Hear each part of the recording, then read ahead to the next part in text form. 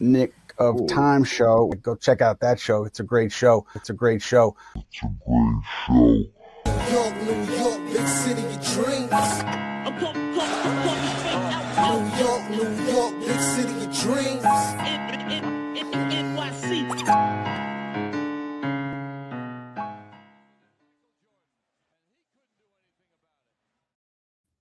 What's going on? This is Jay Ellis from the Knick of Time Show here, giving you that Knicks talk just Knick of Time. It's time to talk about some serious topics today because the Knicks lose to the Mavericks again, 114 to 97, and we're gonna have a serious talk today. Before we do, I'm gonna introduce you to my peoples. First and foremost, it's the man, the myth, the legend, the guy with the stats and the facts.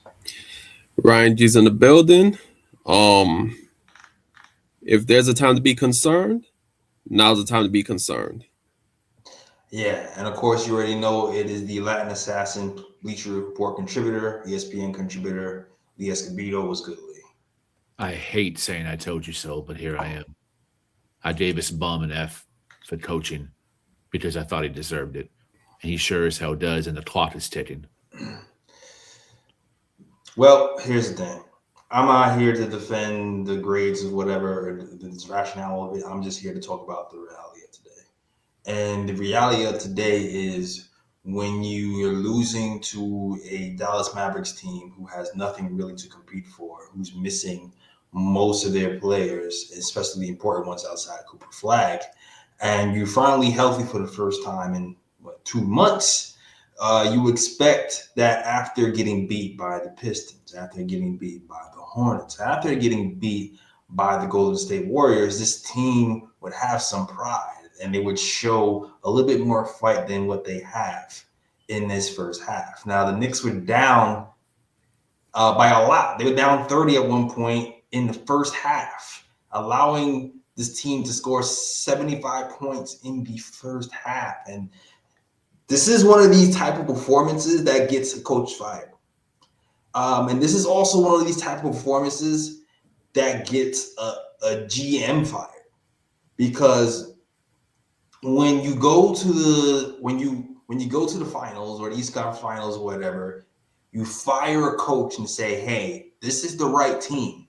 And because this is the right team, we need to hire another coach to get this over the promised land. So you fire the coach, you get another coach, and that coach is now underperforming on the defensive end as far as the Knicks go, and seem to consistently not be able to rally the troops or even get them to compete consistently in first and second quarters.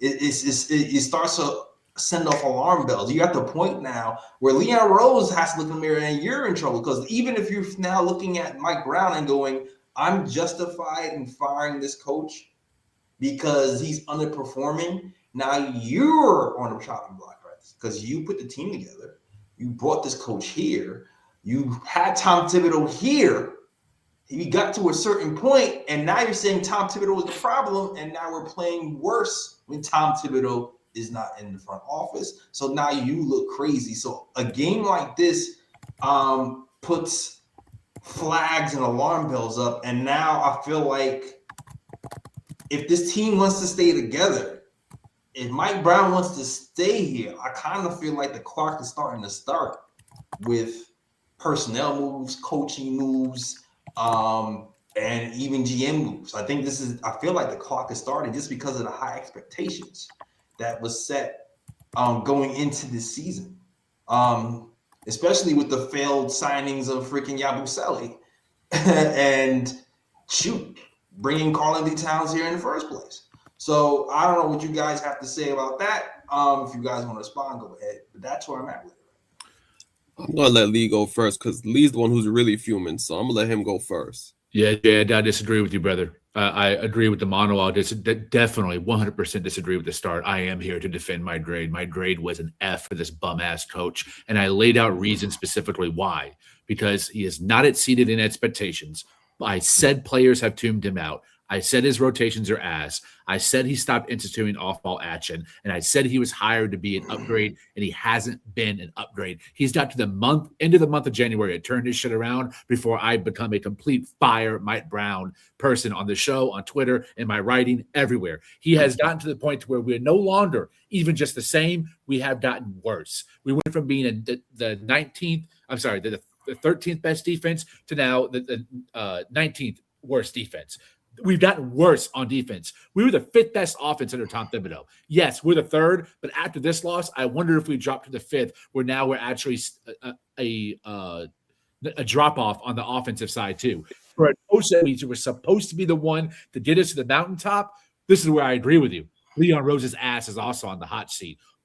Now Mike Brown and him are a duo. You can no longer pass the butt to Tibbs. Now the butt stops with you. So Fritz showed us in Stephon Bondi's tweet that James Dolan has never returned to his seat. That means some very tough conversations, as they are here, are happening in the front office. I'm telling you, man, if Mike Brown is fired, Leon must be fired as well. You cannot just fire Mike Brown, because Mike Brown was Leon Rose's hire. Tom Thibodeau was Leon Rose's hire. Every single move on this team, even retaining Mitchell Robinson, was Leon Rose's hire. This is your team, brother. So if Mike Brown fails, you fail too, and you fire both their asses the same day at the same time.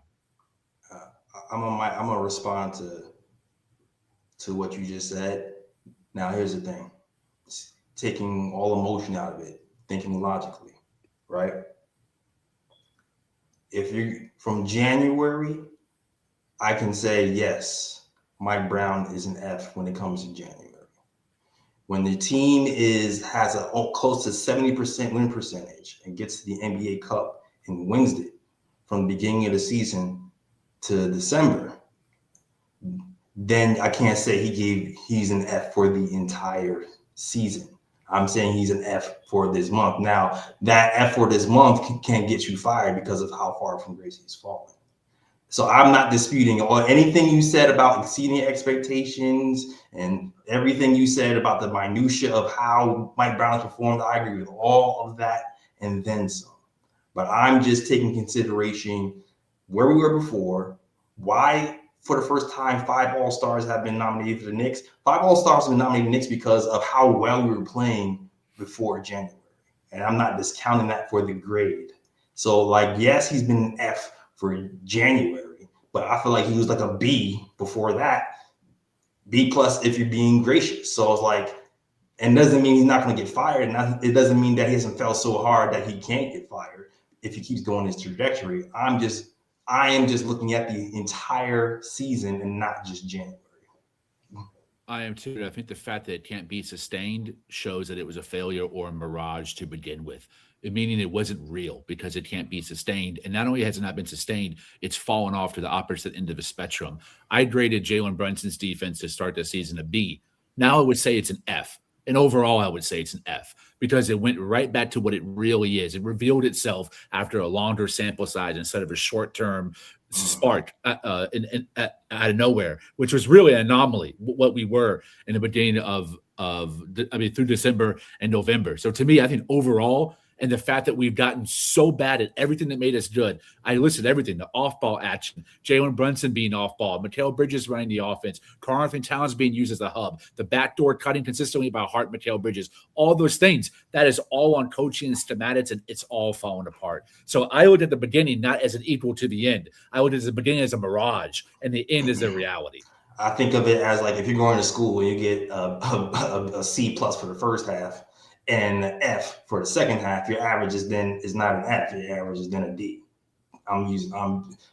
That's how I see it. That's fine. I mean, listen, you want to defend it. You want to disagree with me for giving it an F. This is what I want to be known for. This is my reaction to what happened. And I said it before this loss. I'm looking in disgust at how every single player has gotten worse. Our identity on both sides have gotten worse. I'm not going to pull any punches. That's why I said before I said F, I'm taking the kids' gloves off. This guy has been an F to me because he was brought in specifically to be an upgrade to Tibbs. And in that, he has failed in every way, shape, and form. How can you not give him an F when he hasn't exceeded a single expectation? Because I'm using I'm taking the emotion out of it. I'm evaluating the whole season, not just January. That's why I can give him a C- or a D, whatever the fuck I gave him. I don't know how you can be a fan and take emotion out of it. I don't see how you can do that. How can I be a fan and take emotion out of it? Because I'm capable of taking emotion out of everything if I have to. I definitely disagree with you. I'm talking emotion it powers the grade that you're giving him because you're angry at the example that he's given you as a head coach. You can't be extrapolated from it because as a fandom is emotional in itself. So you have to have some emotion, whether it's disgust or disappointment that goes into it. Not necessarily ire and anger and jump at the window, but there has to be some level of disappointment, which is also an emotion. Who said I wasn't disappointed? No, that's an emotion, though. That's what I'm saying. Who said I wasn't disappointed? I am disappointed. Just because I don't show my disappointment the way you're emotional too, brother. It's the same. That's an emotion. I have an emotion, but I can also make rational decisions with my emotions, and that's why I get rational. Grade. An F is rational. A F is irrational. An F is January. All right, hey, listen, bro. If you want to stand on that and be remembered for someone who didn't give him an F, I don't care what I remember for. I don't care about remember for. I care about how I feel, and if you don't disagree with it, that's cool, but you're not going to tell me how to feel, and you're not going to say I'm not emotional, not a fan because I don't agree with you, because that's not what it is. You told me how I would. You're trying to dispel me. You said no. You told me I'm not a fan because I'm not emotional. I don't know how you can be a fan and not be emotional. I think you are emotional because disappointment's an emotion. Exactly. Okay, so you're emotional, bro. We all are. But I'm taking my emotion out of the grade. You can't because disappointment. How you gonna tell me I can't? I just did. All right, bro. Whatever, man. This is bullshit. Just go on. Whatever, man. Whatever, bro. All right, so I'm gonna give my thoughts about this right now. So, when the hire was first made, if you guys remember, if Twitter remembers, YouTube remembers, I wasn't too thrilled about the hire because I have my concerns based on his time in Sacramento. Over time, I believe I try to make myself a bit more optimistic based on what I was seeing early from the team, especially seeing that he did incorporate some aspects of the offense that wasn't there before, which I think the Knicks needed, like ball movement, player movement, cuts being made to the basket, etc. And I think I kind of built myself up during that time to be like, okay, this was the right hire at the time. But as time went on and I see how the team collapsed, it just doesn't make sense to me how the team played well in the beginning of the season and it just tailed off like that. Now, listening to both Jay's arguments and Lee's arguments, I agree with both of them, but at the same time, I disagree with maybe certain aspects of it. Like, for example, I don't believe Leon Rose should be on the hot seat at the moment because I feel like although Mike Brown seems to be a failed experiment at the moment, I do feel like he's done more good than bad based on the moves he's made to where the Knicks were when he started to where the Knicks are now. So I don't think Leon Rose is on the hot seat at the moment. I do believe he deserves at least he at least deserves to make one mistake or so and try to correct it. Now, if he continues to make mistakes, then I'm like, okay, you know what? Now you're on the hot seat. Now you got to go. To me, the only person that should be on the hot seat right now is Mike Brown. To me, that's the only person on the hot seat because, as Lee stated, the Knicks are not better off than they were last season. When Mike Brown was brought in, he was expected to take this team to the next level. Last year, Thibs brought this team to the Eastern Conference Finals, which means that the next coach coming in, Eastern Conference Finals cannot be your floor. Your floor has to be NBA Finals because we didn't fire our coach that got us to the Eastern Conference Finals just for us to bring in another coach that's going to get us to the same level and not get further. And at the moment, this Knicks team looks far from that. This Knicks team don't even look like they can get out the first round with the way they're playing at the moment, much less make the play-in. So when you take all these things into account, the fact that Mike Brown's unable to reel his players in and get them refocused to play better, to me, that's a concern, especially over a long period of time with the players that the Knicks have on their team. This team is not a team full of young players. This team is a team full of veterans who have playoff experience, who knows what it takes to step their game up when needed. And the fact that they're failing at the moment, we've been on the players' ass for a while now, but the coaching staff has to take responsibility as well, because why aren't the right adjustments being made? Why are you not breathing life into this team? Why does this team continue to play lifeless? Even in this game, the first half, the defense was trashed, and in the second half, they played better. But still, where is that effort throughout the game? Where's that effort for all 4 quarters? Why does it have to take till we get to the second half in the third or fourth quarter for the team to start play defense? Like, all these issues have been failed to be addressed. And I agree with Lee on this. I agree with Lee on this standpoint. Right now, I'd give Mike Brown 5 games to change it. Right now, 5 games is going to take us to January 30th. That's the end of the month. If the Knicks continue to go on the route that they're on at the moment, a change has to be made, because you cannot continue to have this team falter with the expectations placed on the team. I mean, Mike Brown has failed as a coach if the team continues to go down this route. So as for me right now, Mike Brown is on the hot seat. He has a limited time window to get things right. If he doesn't get things right, at this point, I'm firing the coach, and I'm looking at the roster as well, because I'm not the type to be like, okay, I'm not the type to just be like, okay, I'm looking at the, whole picture right now, and I'm like, okay, a drastic move has to be made at this moment. I'm more of a person where drastic moves are made in the off season. Middle of the season, you try to tweak things here and there. But if things continue to go bad, I might be on the boat where I'm like, you know what, a drastic move has to be made. You have to ship some guys out and bring in somebody that's going to really change the dynamic of this team. I'm gonna address the GM comment first.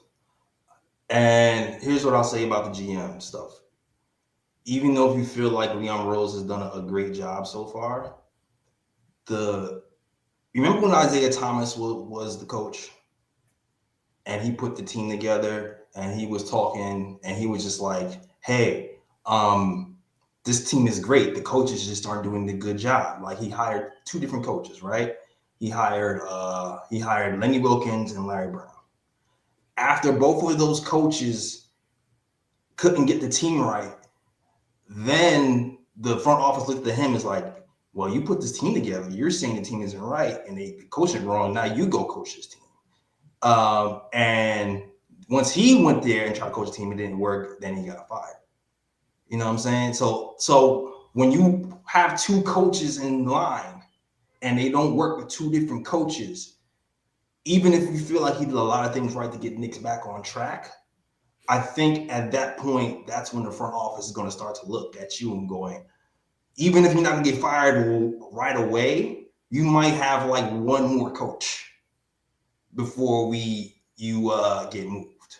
And that's just what I've seen from these Knicks and from the history. Like, that's why I'm saying Leon Rose at this point is on the hot seat, especially if Leon Rose fires Mike Brown. You're admitting you're wrong halfway through the season, and now it's almost better. He has to pray that Mike Brown figures it out, because the longer Mike Brown doesn't go without figuring out, the hotter his seat gets. You said it way more articulate than I did. And I know it's your monologue, but you paused. I was hoping it was an opportunity for me to agree with you, because I agree 100% with this take. Both Tibbs and Mike Brown were his hires. Also, Cat and Bridges were his moves too. And to me, they're 2 of the biggest reasons why we're falling the way that we are. So it's an accumulation of issues that have built up. Plus, he's been here a long time. 5 years, 6 seasons. It's a pretty long. That's more than most people. It's certainly more than most Knicks GMs get. So listen, I know we have favorites. I know we love the continuity. But if it ain't working, it's got to change. And I think if Mike Brown, you got to fire him Larry Brown style in the middle of the season, because you get so much worse than you were before. Leon Rose, I agree with Jay Ellis, absolutely has to be on the hot seat. I would probably fire fire Mike Brown at the end of January. And then if things don't improve after that, Leon Rose has a go during the summer. I'll say this because it seems like I'm the only guy where I'm giving Leon Rose a bit more leeway and putting more of the hot seat on Mike Brown. Here's my thing, because although the Bridges trade doesn't look that great right now, the Cat trade definitely doesn't look too great right now. The way I see it, I'm like roster construction. although the Knicks gave up 5 first-round picks for Mikal Bridges, however you want to look at it, player-wise, they only gave up Bojan Bogdanovic. Mhm. And to me, I feel like that didn't shift the dynamic of the team. I feel like the trade that really shifted the dynamic of the team was a cat trade. So to me, I see that as one major error, because I feel like if that trade was never made and you kept Randall, you kept Dante, and I don't know if that Mikal trade is even made if you keep that roster, but I feel like at least with those guys here, the team had an identity. The team was tough. The team played defense, and I feel like that roster wouldn't be struggling the way this roster is struggling right now. I feel like when they traded for Cat, they took away some of the identity of this team, and that's where the major flaw is. So. Yeah. Although, yes, I agree. Leon Rose, eventually he definitely has to be on the hot seat, because you cannot keep on making mistake after mistake after mistake, and they accumulate and the team gets worse off. I just feel like, because I'm looking at it as a whole, in his whole tenure here, he just recently started to make mistakes.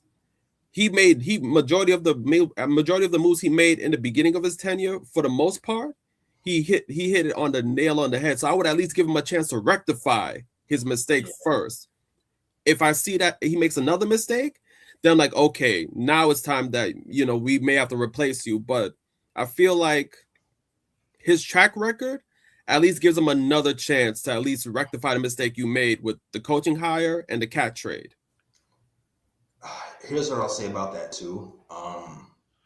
The picks at the time, I remember the first round picks. There was a lot of talk about the picks losing value as we keep them. I think that had a lot to do with maybe pushing all the picks into the fire for that Mikal trade.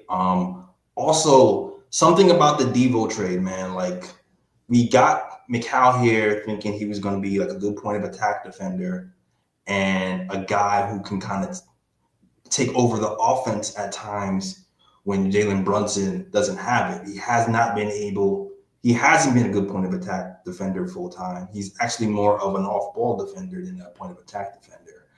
Devo actually might be a better point of attack defender when it comes to fighting over screens, deflecting balls when he's fighting over screens and blowing up dribble handoffs and stuff. That actually might be Devo might actually be better at that role than Mikal. And on top of that, Devo might actually be a better setup man. These freaking Timberwolves got him playing point guard. So I think more than the damn freaking Randall trade to Cat, I think that Devo trade and replacing Mikal, thinking that was going to be an upgrade, actually might have bit us in the ass. Agree 100%. No notes. I agree. Yeah. So it's like that Devo trade, even if you're thinking about Cat for Randall 1-for-1, you can almost kind of rationalize that. Agreed. Because it's like headache for headache. You know what I'm saying? It's headache for headache.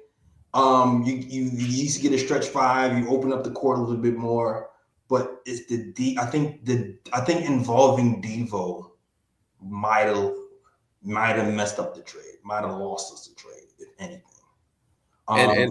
And then the money too. Like, when you consider the money that Randall gets paid versus the money Cats get paid, now it's like you're allocating resources that you can't pay somebody else.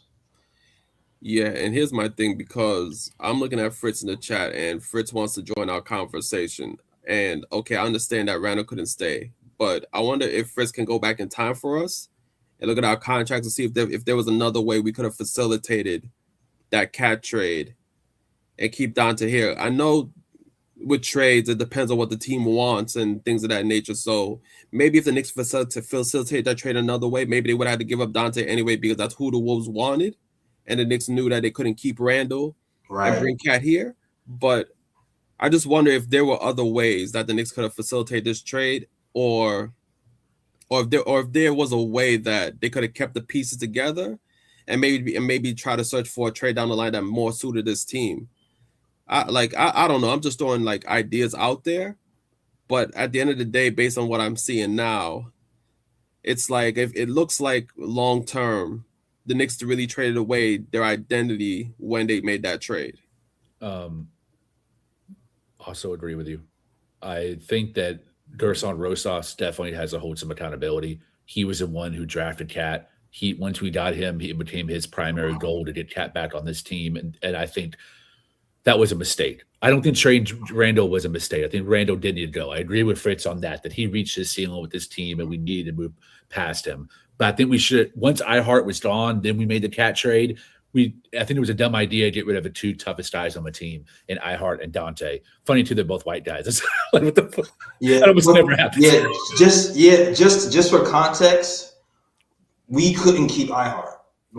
We couldn't keep iHeart. The way the CBA was set up with the contracts, we were only able to offer him a certain amount of money. And we did. But like OKC was allowed to offer him $30K. We weren't even allowed to offer him $30K. So like our hands were kind of tied with iHeart. Agreed. Yeah, that's true. But what iHeart happened first, and then we traded for Cat. I think instead of going for a Cat, we needed to add someone that had some of the personality of Devo or iHeart, because the mental makeup of this team we have right now is basura. It's absolute trash. It's really weak. It's soft. Brunson is tough mentally in the fourth quarter. I'm talking about that doggedness. You can't have a team full of Fritzes, and you can't have a team full of Lees. You got to have a team with some Fritzes and some Lees, right? Some nice guys, some nice fills. You also need a little bit of an asshole, too. You need that combination in the midst to have a show like KOT and have a Knicks team that's also a contender. Right now, we have too many nice guys on this team. We don't have anyone that's willing to say, look, I call people out. That Brunson timeout was embarrassing. You did that with 7 minutes left in the second quarter, and they played worse after that talk. I'm like, bro, man, it's like, I'm not saying Brunson doesn't have leadership skills, but when they hear him say it and they're like, you're the worst defender on the team, you can only say so much because it's true. That's a fact. When your worst defender is saying, yo, I need to play better defense and share the ball, it's like, bro, you want ball more than anyone in the NBA, and you're the worst defender on the team. It only goes so far in maximizing the guys with your voice. We need other guys to hold everyone accountable, including Jalen Brunson. Shoot, I actually want to talk about some of the things that might need to change the defense, but also I know Fritz is here, so hold on, let me see. I know Fritz want to get back in this. And Fritz, I'm pretty sure Fritz heard something about trade that he wants to add his 2 cents on. What's going on, Fritz? Hey, what's up? What's going on? I always see everybody always relitigate the Cat trade, but Randall had to go. Like they were not going to increase his salary. He was not going to, even though he didn't make probably what he wanted on Minnesota. I think he thought he deserved it, and that trade had to happen. It didn't have to be Cat, but he had to go for someone. I think nobody's disputing that. I don't think anybody's disputing that. I know, but like that was probably the best option they thought. Like Cat was on like kind of like a down year. They bought low, and they're like, okay, we bought low. We can rehab him. If he doesn't work out, we can flip him. I think that's probably what their reasoning was. But yeah, Randall could not stick around. Agreed as well. Now, as far as like what's going on with the damn defense, I wonder like if this type of defense we have is sustainable. And shout out to, there's this one guy who comments. I want to get his name right. There's one guy who comments in the KOT YouTube comment section like every damn show, and it's pretty much the same comment or along the lines of the same comment, but he'd be right.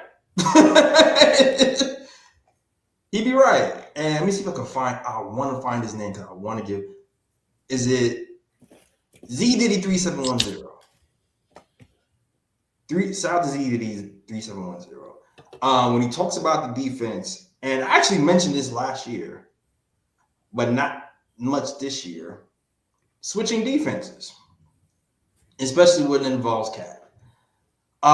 It seems like because our point of attack defense has kind of been compromised, unless you have Deuce McBride or Shamet playing, which is actually like when you watch the game today, when those guys were in and they were in at the same time, you started to see like the defense pick up, the turnovers started to force more, and like we had 2-point attack guys who can fight over screens in the game at the same time. It started to force some turnovers, but we don't have those guys to start the game. We got guys who deflect balls in passing lanes. Pause. I mean, and OG can do some one-on-one stuff too as well. But what I'm saying is, I feel like maybe they're exerting so much energy trying to cover for Brunson and Cat, fighting over screens, helping recovering. Maybe it's just wearing down on them as the season goes along, and it's like maybe it's just not sustainable to output that sort of energy for 48 minutes, unless you're like doing short stints of that, which is why we usually even talk about 10-man rotations at the beginning of the season that we kind of got away from. You know what I'm saying? Like maybe that's a big part of what's happening and why we were top 10 at some point, and then it started to fizzle out after a week and a half, 2 weeks. Maybe it is not sustainable. I don't know. Maybe it is more switching. Maybe it is getting the zone better and employing point of attack, fight over screen defense when more so when Deuce and Shamet is in. I don't know. I don't know if I'm crazy or not, but that's just something I'm thinking about, like why the defense has been so bad. But to me, it's just like the coach has this reputation of being a defensive coach, and in the beginning of the season, I'm saying he had that reputation with the Cavs. He has not done that with any team after that. Right. So he might be the best defensive coach in his mind, but I have not seen that in actuality. This is a new NBA. This is not 2015. Can he actually bring a good defense in 2026 with these pieces? I'm not sure, and I feel like that's what's happening right now. Yeah, and just throwing something right quick, because I did check some stats really quickly. When he got fired from Sacramento last season, Sacramento had a 116.2 defensive rating at the time, or 116.3, and they were in the bottom 10 of the league at that time. And right now the Knicks are around the same defensive rating as the Kings were last season when he got fired.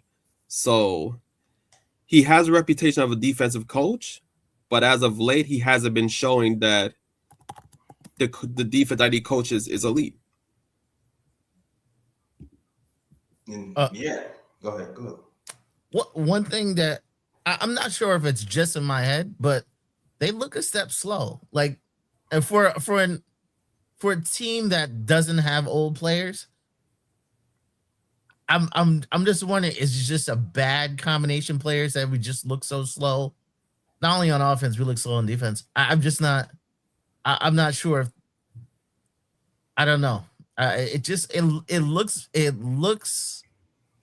looks bad.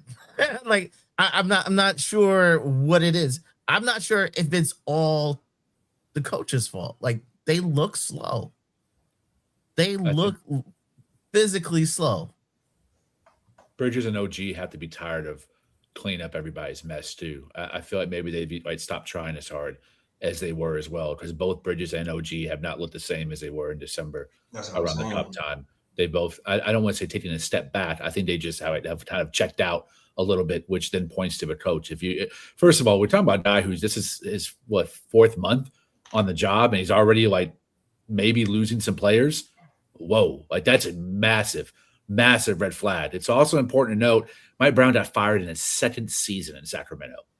He had that first great overachieving season, light the beam, unanimous coach of the year. He got fired in the first third of his second season. It's also a massive red flag. I don't know if he lasted more than a year and a half with the Lakers either, or the Cleveland. I think he got fired maybe the first year of his Cleveland second tenure, the second time he went back when Kyrie was there. I mean, this is a guy who might wear out his welcome really fast, and maybe he doesn't have any damn answers. Maybe he really is a dumbass, and the reason that he's so collaborative is because he doesn't trust himself, and he wants to defer to other people to hold the accountability. And at some point, someone with some brains looks at that, and they're like, what the hell? Does this guy know what the hell he's doing? Ryan's right. None of us like this hire. But if you go back into the tape, none of us were excited. And Ryan is also right. We did talk ourselves into this. No one more than me. I wanted this to work so bad because Tibbs was so up and down. And I was up and down, and I had to take accountability for that too, for letting myself be affected by Tom Thibodeau. I also think he needed to be let go. But man, I wanted this Mike Brown thing to work. But what I'm seeing is more of steam. It's effort. And effort comes from how bought in are the players on what the coach is telling them, not just in the timeout, but in practice, before the game, on the whiteboard, in film sessions, in one-on-one meetings in the office, all of those things. And I don't think Mike Brown might not have lost the locker room. He might have never even had it. Because part of the Towns at the beginning of the season was like, we're trying to figure out the offense. And I was like, that's a strange thing for someone to say who we all thought was going to be used as a Sabonis hub. And then we didn't really see a whole lot of that at first. So I am very, very concerned. And I've been someone who has tried real hard to be in my Ryan game and not be concerned after regular season losses. But this is stacked up to the point to where it can no longer be ignored. Yeah, it's definitely an effort issue. I think the only thing that really saves him is that it's not his roster. There's just nothing. Just he inherited this team. I think he kind of gets a pass, probably to at least a trip past the trade deadline, because it's just not his roster. But also too, it's like when you're collaborating and you go, "This was your idea. You can't fire me. I'm doing what you told me."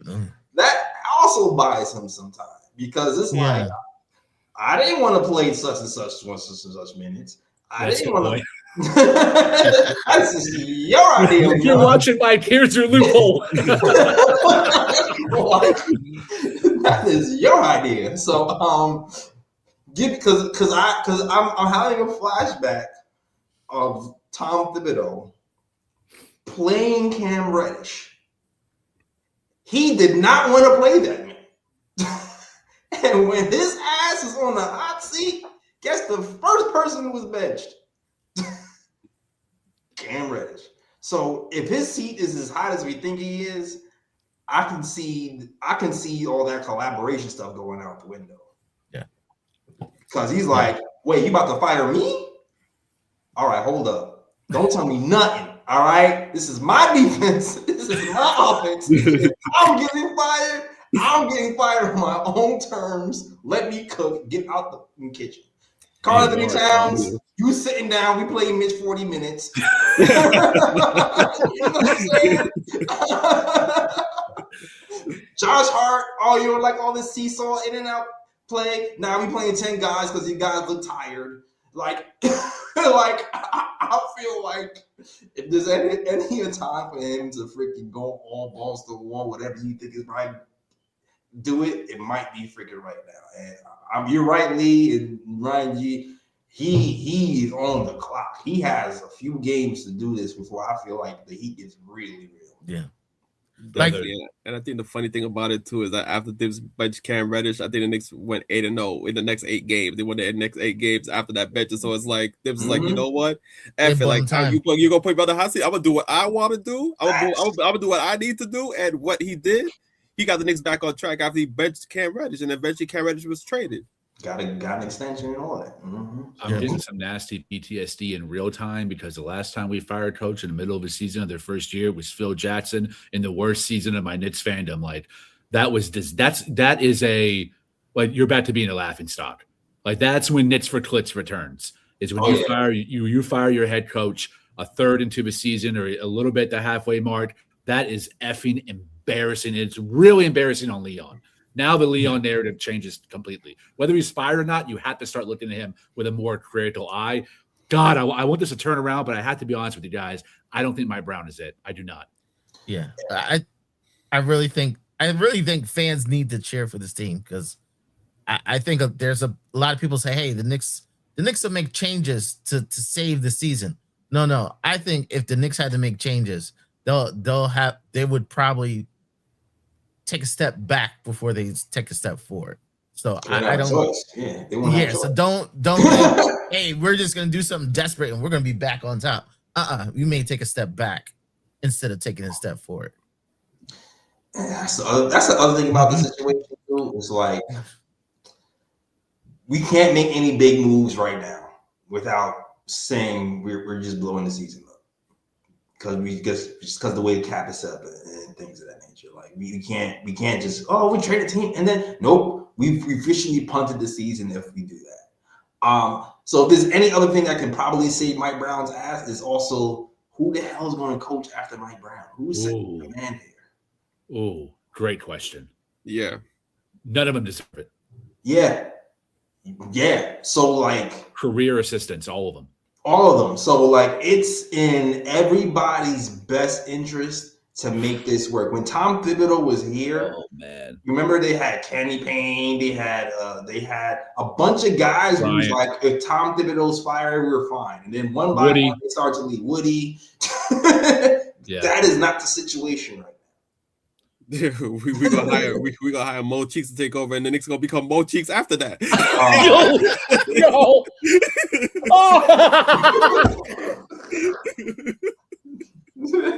Damn.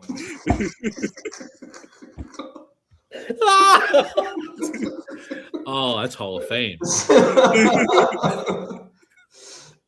So, as frustrated as I am right now, and everybody else is, I better hope to God this man gets it together. Because if he doesn't, the options on the bench aren't there. The options for trade this season to get us to the top aren't there. Yeah. It's everything is next season. Yep. Everything is next season. Yeah. Yeah, you can't even say Johnny Bryant's about to get himself a head coaching job over there in Cleveland. So yeah, you can't even say his name out there. So yeah, I'm really cheering for this team to turn around. Listen, Mikal Bridges, freaking take it to the hole, please, and get more than 2 foul shots, please. Please. OG Anunoby, can you hit a 3 for once in your life? Karl-Anthony Towns, can you stop panic throwing the ball up looking for fouls? Like, I feel like you're just trying to hunt fouls at this point and just throwing anything up and praying you get bailed out. Go up freaking strong, yo. You're 7 feet tall, 7'2", 240? Go up strong. What's on? Flailing. F the trying to get the foul. Get the damn bucket. Cat was bad today. Cat had so many offensive fouls that weren't called that, yeah, they need to start from one. Like, yeah, he probably could have had 10 fouls today. Question for the panel. 2 questions for the panel. Is the first move that you make firing Mike Brown? That's the move that I would make if I was going to make the first one. Is there another move that you would make if this continues? If nothing changes and we keep going direction downhill, what's the first move you made? And then if it's a trade of the starting 5, who is most likely for you to be traded if you had the decision making? Ooh. Are you talking about this? You talking about off season? I'm talking about this season. Right. Say we lose the next 5 games. If we lose the next 5 games in a row, what's the major move you make? Is it fire Mike Brown? Yeah, for me, because the only reason for me it would be fire Mike Brown is because I'm afraid that if the Knicks make a trade and it's a drastic trade where they really shift the roster, and I already have it in my head that Mike Brown's probably not the right coach to take this team forward. I don't think I want Mike Brown coaching a drastically different team. Like, I would rather keep the team as is, fire Mike Brown, and then see what one of these assistant coaches can do. And then when the offseason comes, then we'll think about, okay, who we're gonna hire next, what moves are we gonna make to improve the roster, etc. Okay, I agree with that. What about y'all? I don't feel like, because to me the obvious move is moving Cat, but like that contract is too big to just do that in the middle of the season because I feel like you just end up rushing it and getting crap in return. Agreed. A la Luka Doncic. So like it would be an emotional rushed move to trade Cat right now and not do it in off season. So you would fire Mike? Yeah. Fritz? I wouldn't. I don't think they're gonna spend another $30 million right off the bat. I probably would trade Mikal. And I can't write this team in ink. I can't think about going over the second apron. I don't like. I said if we went over the second apron, we had to love this team. I don't even know if I like it. Right. Yeah. Yeah. You know what I mean? Well said. And if I trade him, I'm not going to give back what I gave. And you just need a player who can give me effort. I think maybe you have to help out. Maybe you have to help out the offense. You have to choose. Am I going to focus on defense or am I going to work on offense? It's, and they both need work. So you can't say, I would trade Mikal, downgrade from Mikal and see if I can get a pick or two and go into next summer with 4 picks and see what I can make happen. I like that too, Fritz. Well said. Yeah, I think that's a good idea. I think Bridges should be traded first too. I agree. Would it be more prudent to do that in the offseason or now? I think Cat's off season. Cat's off season first. Yeah, I think Bridges at the deadline. But before that, I'm sitting players first. I'm sitting players. Fritz. I'm take 2 games off. Why? Yeah, you have to learn a lesson. Like this ain't a game right now. Oh, you talking about? Okay, I see. I feel. Here's the other thing about.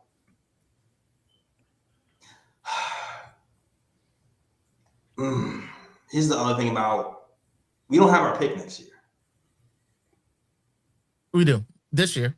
Yeah, we do. Yeah, we do have our. We do have a pick. Yeah, and the Wizards. And the Wizards. And we get access. And we get access 7 years down the line too. Okay.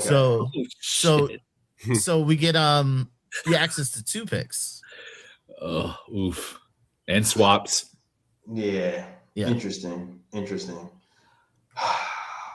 Crazy times. Now we talking whole hypotheticals here. I'm hoping that we get together and we don't have to do any of this. I'm really hoping we don't gotta do none of this. I'm hoping we turn into the 99 Knicks, make a push, go to the damn finals, all right? Knicks Spurs, but we win this time. You know what I'm saying? That's what I'm hoping for. Facts. I do have a question though for the panel because Fritz just made me think of something. So, okay, say for example we trade Bridges by the trade deadline and we get a couple picks back or whatever the case may be for him in return. When the offseason comes, are you revisiting the trade for Giannis? Yes.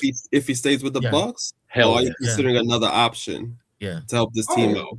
You have to revisit it. You have to. Another reason why you don't go over the second apron is once you're over the second apron, you can only trade one player at a time.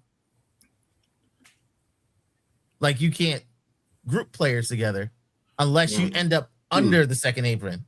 So so if I do something this year and say, hey, I'm gonna go get Keon Ellis, I'm gonna go get these players that are gonna make us go over next year, you're out of those Giannis sweepstakes. Okay. So these people who say, hey, jump on Keon Ellis, jump on these players who need to get paid, Kuminga, jump on these players, you're gonna mess yourself up. You froze? Okay, you back. All right, cool. All right, hold on. Super chat here, man. Continuing the trend of giving us super chats and releasing. This is a new trend. I'm not used to this. Usually when we lose, no one gives any money or donates, but thank you because it helps keep the lights on because we got paid for StreamYard, paid for subscription. So thank you everybody who contributes to the channel. At calendar 05, since the 49 super chat says MB has a cat problem. He's mishandled Cat and as a result has lost credibility with the second best player on the team. That bad synergy is poisoning the well. Agreed. And this brings me back to there was a time when he benched Cat for the 4th quarter. And stars are funny, man, because you want to be accountable for sure, but you wonder if stuff like that demotivates them. Especially when you bench him and then say it to the media. Like I had a poll, or I asked like the Twitter, like, do you feel like Mike Brown should have said something publicly about Cat's effort to the media? And a lot of people said yes. And while as a Knicks fan, I want to see the team being held accountable publicly and stuff like that, because it feels like the coach cares and da da da da da. As a leader of people who has to follow you, it's probably better to keep it in house. As you know what I'm saying? Because I don't know anybody. First of all, as humans don't really take the criticism in general. Like, you only start to kind of take the criticism when you realize maybe this is the way I get better, and you kind of grow as a person. It's like, all right, this is how I humble myself. This is how I grow. I learn and evolve to take criticism. So, like, in general, so that's the standard. And so when you do that in front of people and the media, it can turn certain players off. This is why when they had the meeting, they do all that stuff behind the scenes. Go ahead. I don't think you bench a player for just a poor performance. Like, if someone went 3 for 16, you don't bench a player for going 3-16. You're benching a player because they're not giving you something they were supposed to give you. Oh, I agree with you. I'm not talking about the bench. I'm just saying it's not necessarily because Cat is playing poorly. Is that he's not doing the things he needs to do, and it has nothing to do with how many shots he hit. It doesn't have to do what's the score or anything. It has to do, hey, we need you to play this way, and you refuse to play that way. If you're playing that way and it ends up in a bad performance, that's fine. But if you're not buying into the game plan, that's when you take that kind of action. I agree. I agree. Like, hey, if you're not playing into the game plan, be benched for sure. But I just know when he talked about Mike Brown and what his pros and cons were, some players might be like, I don't like being criticized publicly, and that can make you not have that player perform to his highest optimal talent level. Is what I'm saying. Yeah, it has to happen. It has to happen privately first. So, right. Like, if I told you, like, if you refuse to do what I told you to do, then okay, then it will become something public down the line. But yeah, private definitely has to happen first. I also want to say that I apologize for coming on the podcast so damn angry.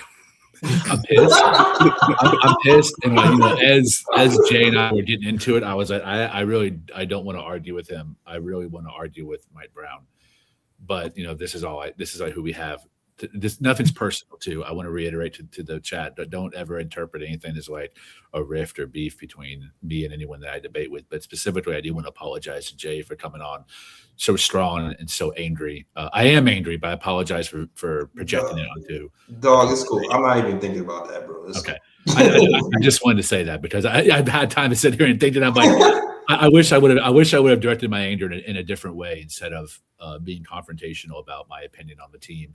Even though my opinion is that this team really sucks and so disappointing. We have so many high expectations, right? We all want to win a chip together. That's all we care about. And it's like this looks like a seismic mistake. This is a kind of mistake that could derail you from winning a chip. That's scary. Firing a coach their first season's effing embarrassing. It's shameful, even in a sports context. And I don't know, man. I don't want to fire Leon Rose because I think overall he's done mostly more good than bad. He definitely taken us out of the Steve Mills era. There's no denying that. Right. But he's made some lately too, right? Recency bias. Ryan talked about that. Like it's like he's made some mistakes. The Bridges and Cat pairing, the Brunson and Cat pairing, Mike Brown and Cat pairing, maybe the Mike Brown and Jalen pairing. Who knows? We have no idea, right, what's going on behind the scenes, but it doesn't look like it's good things. It doesn't look like that they're connected, or maybe they might not even totally like each other. You can still win a chip and not totally like each other, but this team doesn't seem like they're wired that way, right? This team is like no one that's really calling out for what it is and owning responsibility and that's saying, my bad, like put this on me. Except for these stupid platitudes we hear in the media, which I'm really sick. I think we're all very sick of those too. So right. I think there needs to be a player change if Mike Brown is fired. I think if this doesn't improve, Mikal Bridges has got to go. You got to trade him this deadline and go the Fritz way. Try to get 2 picks. Then you have a package that Milwaukee doesn't feel like they're settling for, get Ray Giannis and sitting where he wants to go. They're actually getting something back in return, which would be potentially 4 first-round picks if the Wizards one conveys. Shout out Ebony, too. I saw you. Yeah, I'm talking about, all in the chat, man. Good points, man. Good points. I don't know, man. I don't got nothing else to add this. I don't know if you guys want to add anything else. So the circle of friendship is done. Oh, please. Oh, yes. At this point, I don't give a damn about friendship at this point. Screw it. Damn it. I hate it. Unless we talk about bringing Devo back. Better friend. It's back on. Yo, you ain't lying. Oh my gosh. Hi, yo. All right, got some frustrations out. Yo, check. All right, that's the show. Oh man, I'm reading. Anybody have anything to say in these comments? Shout out. My bad. I neglected the chat because of this conversation. Shout out to the chat, man. Shout out to people who's rocking with us in the KOT show. You're going to get raw emotions on the KOT show. You will. You will get honest analysis. You will get disagreements. You will also get jokes, like the Mochi's joke. You get it all here. And if you like the analysis with the emotion, with the jokes and the personalities, join the show. We're cool. All right. Hit that subscribe button. We have every game talking Knicks basketball. And hopefully Mike Brown will be here because we started winning. Okay. But shout out to everybody who's rocking with us. Shout out to Fritz who's modding and on at the same time. This is why he's the best mod in the game. Okay. Hell yeah. Shout out to Wash Sound. Shout out to Sporty Spice. She was so mad. She was like, I'm taking the pot off. But still in the chat. But still like that. Shout out to Ebony. Listen, man, I don't think anybody's ever actually seen you pissed. You're so like positive all the time. I actually feel like people might want to see you pissed, to be honest with you. Yeah, that's what I told her. Like, they can be like, oh, there's another side to shout out to GM30. Shout out to who else is in here, man? There's a lot of people here. Predicate. One shot D. The predicate is always shout out to the predicate, man. Wash Sound. Larry Cohen. Bridges can't be traded. Cat can't be traded. Cat's first, in my opinion. Well, you already gave us our reasoning for that. Jabroni says I would trade Mikal for Christie. Oh man. Damn. And Marshall together to get a superstar. We need to explore that. I mean, to be honest, that's not crazy. Yeah, to be honest, I probably would be with it. To be honest, I'd be with it. It's a good deal. How many times? Hold on, man. I'm sorry. You just made me mad thinking about the game. I'm sorry. How many times are random ass players going to get a career high on us? Or career high 3 again? It has to be scheme. It has to be. Like, okay, here's the thing. Transition defense, bad, right? I think they had 27-2 in the first half. This team has been bad at transition defense even when Tibbs was here. Yeah. That's always been here. So it's like, is that the coach? I don't know. That just be personnel. Yeah. But the career high 3s, again? From the same player all game again? Who's the dude that did with the Spurs and that? Like, Champagne. Champagne? Someone has to be off with the scheming here, man. Whether it be overhelping. It's a lot of overhelping. Yeah, a lot of overhelping. Yeah, definitely, for sure. I feel like the overhelp. We gotta pay the gaps. Like we gapping too much. I think at some point we might have to, depending on who the player is, not help as much. Bro, 100%, bro. Yeah. Or like if we're going to help, like maybe live with the 2 outside of 3. I don't know. And that was done with Tibbs too. That same shit was happening under Tibbs as well. And Jalen Brunson, man, like I don't know if it's the scheme. Jalen Brunson, he was so bad defensively. He was so bad for like. Yeah. He might be the worst defender in the NBA. Holy cow! I don't know. Is it an ankle thing or he was getting hunted like He was duck season. Yep. Or rabbit season. He was getting hunted. Like he didn't start playing defense till the third quarter. Yep. And I was like, oh no, now you playing defense. Like now we acting like we've lost what 7 of our last 10. Yeah, it's too late, man. Like y'all gotta pick it up. Y'all gotta act like y'all want to win in the first quarter and not in the third. It's fair concern that Mike Brown's bum ass has been around Pop, been around Kerr, and none of that rubs off on him. He doesn't bring any of that championship acumen to the Knicks. That shit's embarrassing and worrisome, in my opinion. Agreed. Definitely. Oh wait, is there an Ian tweet? Somebody said, "Pano, this is an Ian tweet." Wait, what am I missing? Someone Ian tweet something? Let me get on Twitter real quick.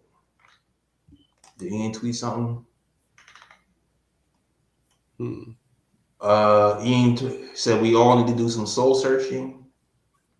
How we're playing right now is really inexcusable. Last year, the effort was always there. I haven't seen this lack of effort before today. It's embarrassing. Part of what Josh Hart said after the New York blowout lost to Dallas. I don't care what you say at this point. Same. Like y'all said that versus Detroit. Y'all said that versus the Hornets. When are you actually gonna do something? Like I'm tired of these empty ass quotes, man. Like Yeah. I don't care. I don't care, yo. Yeah, Josh Hart. We have to go out there with a sense of urgency. 40 games in, normally you don't put too much into struggles because it's highs and lows. But at this point, we have to play desperate because that's where we at right now. Well, they got to go out there and show it then. Y'all not playing desperate right now. Y'all hit rock bottom like 20 times in 2 weeks, bro. Like, shut the fuck up and play basketball. Like, that's where I'm at right now. Like, yeah, what are we doing right now? We had this talk already in Detroit. You had a team meeting. All right, I'm done. I'm just screaming at them right now. Just seeing the quote just pissed me off. I don't already know more quotes from this team. I don't. All right, yo, that's the show, man. Unless y'all got something else to say, I'm ready to wrap up and like do something fun, like watching anime. What's the next game? Oh yeah, I thought. Jujutsu Kaisen is back. Yeah, let's go. Talk about some positive. Jujutsu Kaisen is back on Crunchyroll. I heard he and His and Hers was good on Netflix. Watch some. Everybody, get away from the Knicks for a minute. Watch some Netflix. Facts. Actually, I'm actually getting to Found. Found's a pretty good show. Yeah, on Netflix. Yeah. I watched it. I seen it. Yeah, you might have some show recommendations after these losses. Cheer people up because this is crazy. All right. I'll say this though: the Knicks' next game is against the Nets. If the Knicks lose that game, I am going off a ledge like Lee, and I will come in here firing on all cylinders if the Knicks lose that game to the Nets. I'm taking a pot off if the Knicks lose to the Nets, and B, you're gonna have to run point. Sorry. If we lose to the Nets, James Dolan ahead to roll. If we lose to the Nets, that's an honor pride thing for him. If we lose to the Nets, bro, that could be Mike Brown's last game. He don't like losing like these big games on like holidays and stuff because he's done that before. Like not come out at a halftime and he made a move. Like he doesn't like being embarrassed like on those big days. So it's not good. If they lose to the Nets, I'll come in here with 3 cat trades. If they lose, I will come in here with 3 cat trades if they lose to the Nets. And for everybody listening, don't think for 1 second that those trades are on the spot. He had those 3 cat trades loaded since the summer. All right, he's just dusting the files off. I'm just letting you know. Yes, I know Mitchell Robinson's going to be a part of it too. No. At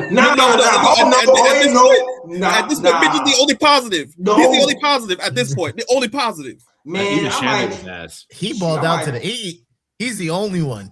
He's Deuce was bad. Shamet was bad. Yeah, but I did see. Yeah, Jalen. But I saw Jalen put out effort though. Like Jalen was trying to like drag this team, and yeah, it looked bad for him to just trying to drag the team, and the energy wasn't matching. My last thing, man, it's definitely an effort thing because I watched the last Mavs day in Utah. I went to a game. It's a bunch of two-way guys out there. Cooper did return, but they're playing a lot of undrafted, second-round, waiver wire guys they've picked up based on the injuries they've suffered for Lively to Gafford to AD. Their entire front court is out. Like the African guy's name or the French guy's name, like that guy's not going to be on the team for another month. Once Lively or whoever returns, that guy's cut. They got Jameson Robinson Earl, whatever that bum was that we drafted, have been traded to OKC.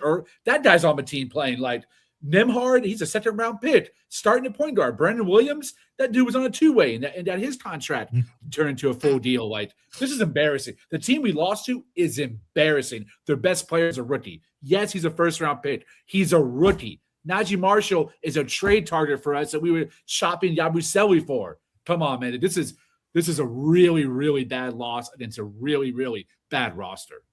Yeah, he was trying to get traded here. This is reminding me of Dennis Smith Jr. all over again. And look, we never led the entire game. Yeah. Bruh. When I say Dennis Smith Jr., remember when the Dennis Smith Jr. trade rumors came and he lit us up? And then he got here and he was playing like a bum. My bad. Old wounds. My bad. Okay. Did we talk about the All-Star? Do you think Cat's going to be? Should he? Hell no. Hell no. I think he needs that time off. He needs Yeah. He needs all that time off. He needs time off for sure. Shoot. I can't believe the year we have 5 people being voted in All-Star break. We collapse like this. This is nuts. Yeah. Mike Brown, LeBron James and David Fizdale. Oh my God. All right, yo, that's the show, man. I'm ready to eat, watch some anime. You know, I'm a cupcake with my girl. I'm ready to get out of here. All right, yo, what's going on, Ryan G? Where they find you, bro? Wait, hold on. Lee, where they find you? I apologize again, Jay Ellis, for directing my anger at you and trying to start a fight. I apologize, bro. I let my ire get the best of me. I try my best not to let it happen again, but these damn nits be testing me. If you do want to argue with me, find me on Twitter at _Lee Escobedo, LEESCOBEDO. These nits suck, man. All good. Pod done. I forgot all about it. All right, yo, Fritz, let me know where they can find you, sir. Fritz handles on Twitter. Also, NBA Economy Show. I'm pretty sure I'm gonna be talking about this tomorrow. So, like, yeah, please subscribe. Or always catch me here on KLT Show. Yeah, get those cat trades early and subscribe to the NBA Economy Show. All right, Ryan G, let them know they can find you, bro. You can find me on Twitter at RyanGKOT. You can also find me on Instagram at Sir G is chilling. Sir G is chilling. That's SIR. G is CHILLIN. And my bro pick goes to the Knicks. And it's gonna continue to go to the Knicks as long as they keep on losing. It's gonna every episode we do is gonna go to the Knicks until they turn this around. And Wingstop is looking more like chicken tenders right now. That's all I gotta say. Barbecue chicken. Yeah, exactly. No more Rick Ross. All right, that's the show. Thank you guys for watching. As always, it is a mess for real in these streets. That's the show. We out of here. Peace. New York, big city of dreams. New York, big city of dreams. NYC.